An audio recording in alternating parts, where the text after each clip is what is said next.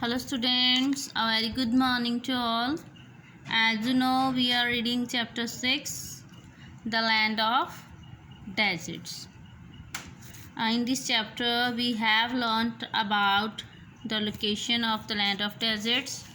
And now today we will read a new topic, how is a desert formed. कि जो desert है वो उसकी फॉर्मेशन कैसे होती है. Clear. Rain shadow effect. First one is rain shadow effect. कि जो रेन शेडो है उसका इफेक्ट कैसे पड़ता है डेजर्ट पे. ठीक है.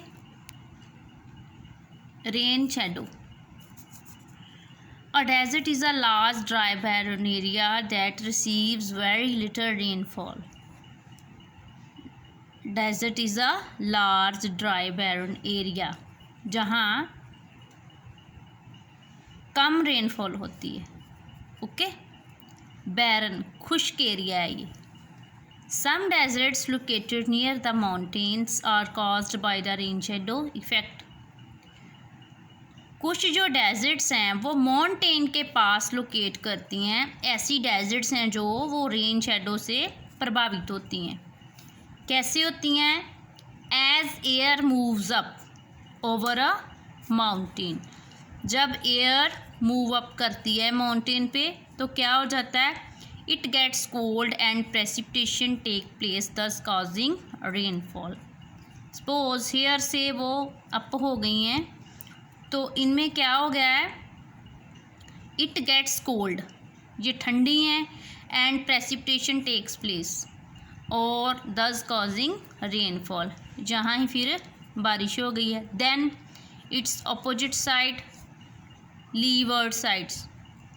When the air moves down the other side, जब एयर दूसरी साइड में डाउन जाती है तो of the mountain it gets warm air can hold moisture. You know, जो वार्म एयर है वो मॉइस्चर को होल्ड कर सकती है. So it does not rain, फिर यहाँ बारिश नहीं होती. And a desert is formed, फिर यहाँ डेजर्ट है ये उसकी फॉर्मेशन हो जाती है. Clear. Next one is equatorial wind belts. Most of the world deserts are made by the equatorial wind belts. Most of the world deserts, worlds में जितनी भी ज़्यादातर डेजर्ट्स एरिया रीजन्स हैं किससे बनती हैं? Are made by the equatorial wind belts. At the equator warm air is always rising. You know, being near the equator area पे you know कि यहाँ जो सन है, look at this is equator, and sun की जो rays हैं जहाँ क्या पड़ती हैं? डायरेक्टली. ओके. इसलिए यहाँ जो गर्मी है वो ज़्यादा होगी क्योंकि जहाँ डायरेक्ट सीधी गर्मी पड़ रही है. ठीक है. Yes, most of the world deserts are made by the equatorial wind belts. At the equator warm air is always rising. जहाँ गर्मी है तो फिर यहाँ से कौन सी हवाएं चलेंगी? गर्म हवाएं, वार्म एयर राइज होंगी. This creates winds that blow away from the equator towards north and south. क्या होगा यहाँ? जहाँ टेम्परेचर ज़्यादा है और एयर प्रेशर कम होगा. जहाँ टेम्परेचर कम होगा वहाँ एयर प्रेशर ज़्यादा होगा. जहाँ टेम्परेचर ज़्यादा है इक्वेटर पर और एयर प्रेशर है वो कम हो गया.